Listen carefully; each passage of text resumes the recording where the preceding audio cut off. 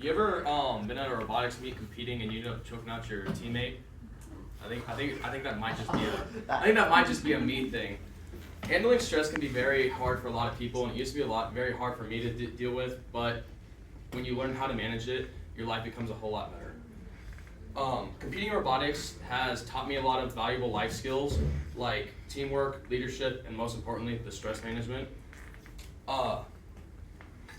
With robotics, I've been doing it for 3 years now. When I first joined, I was mainly I kind of went with what everybody else told me to do. I just let them do all the hard work, and I just kind of went along with it. And I realized that after my first year that that's not the best idea, and I should be my own person, be my own team. So I tried leading my own team. It was very frustrating. I realized that being a leader was a lot more harder than it actually needed to be. And the issue with competing in team activities, I found, was you were so worried about whether or not your team's going to be successful, if you're going to compete at a high standard, if you're going to lose or not, because everybody's watching you at a tournament. You're going to be having teams look at you and whether or not they'll pick you. So one thing I've learned from the lines of being a leader is you can't rule your team with an iron fist. You need to be willing to work with them and understand them and realize they're a person, not just somebody you can control, push around. So don't rule them with an iron fist. And of course, the hardest part about being a leader is stress. Working in a stressful environment is not good for your team either.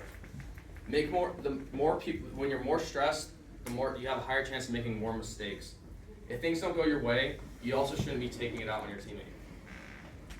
Things I've learned from my experiences with robotics is you have a team for a reason. It's not just on you to do everything. You also have them to rely on. They're not just there for you to control and you to push around. You can help them and you can spread out the work among everybody. Failure is also a part of life. Not everything is perfect, and you can always work towards being perfect, but never be upset if things don't go your way. Learn from your mistakes and improve.